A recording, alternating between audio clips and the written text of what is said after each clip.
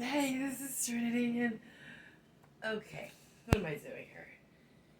I learned something because I've been watching myself with this practice of observation without judgment. I've watched myself, like I've spent so many years trying to learn how to love myself. I feel so silly, and I've learned something.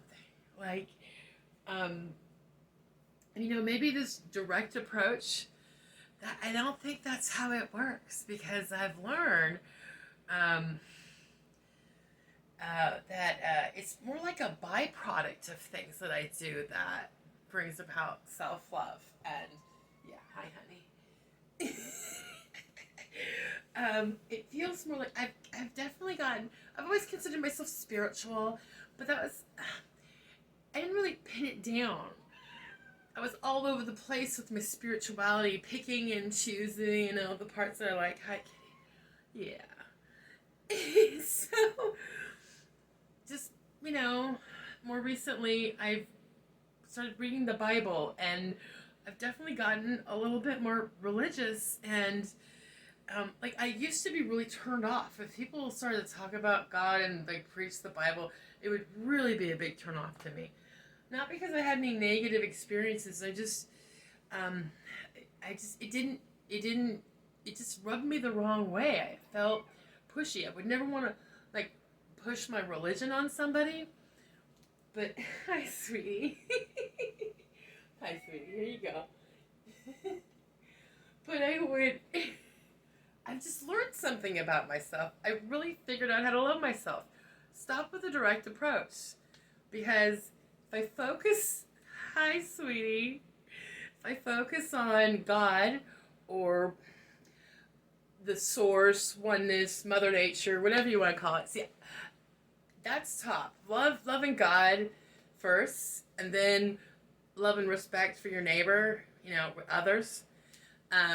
If I can focus on those things, then like the self love is just like a side effect, and that's like just freeing. Like I don't have to keep forcing myself to try to do things. That's just incredibly, I don't know, happy for me because I feel like I really stumbled upon something. But then I went online to look at different synonyms for God. So I'm like, what are some other terms for God? And I was looking, and there's a list, right, of all the different synonyms, right? Celestial being, supreme being, divinity, immortal, creator, Godhead, Damien. Then there's this other section about an image, idol, animal, or other object worshipped as divine or symbolizing God. And this just struck me because this list is idol, icon, golden calf, totem, talisman, fetish, mascot, juju. Fetish? Why is fetish in here?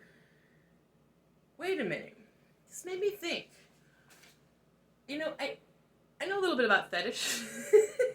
I've had my own fetishes. I like to keep my fetishes like in the bedroom. That's where they belong. Yeah, and people who put like their fetish and their otaku, they're like this is the thing above all. That's what you're worshiping. That's you gotta be really careful of what you're putting at the hierarchy and the top of your belief systems. And I've explored lots of different religions, but I was a spiritual hippie. I'm just picking and choosing what I like, and I'm sure a lot of religious people will pick and choose parts of the Bible that they like, they think can justify, whatever they want to say. It's fascinating to me that fetish is on here, and disturbing, but like, I get it, no false idols, right? Uh-huh. It's the idol of self with this um, gender ideology of you can be anything, you can pick it all. You can fetishize yourself, you can be your own idol, and then you're just worshiping you.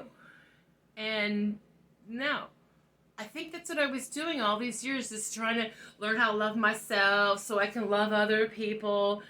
That, no, I was doing it all backwards because I really felt more like I do love myself. But that was a product of me getting not just spiritual, but like really serious about what it really is for me and exploring. And I'm still going to learn more. I'm still going to read the Bible. I'm really enjoying it. I found my great grandmother's Christian Science reader, and I'm really enjoying that too.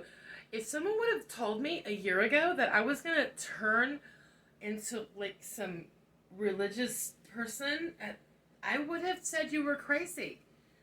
But I guess this is what's happening now. Wow. That's just, it's strange, twisted world. Yeah.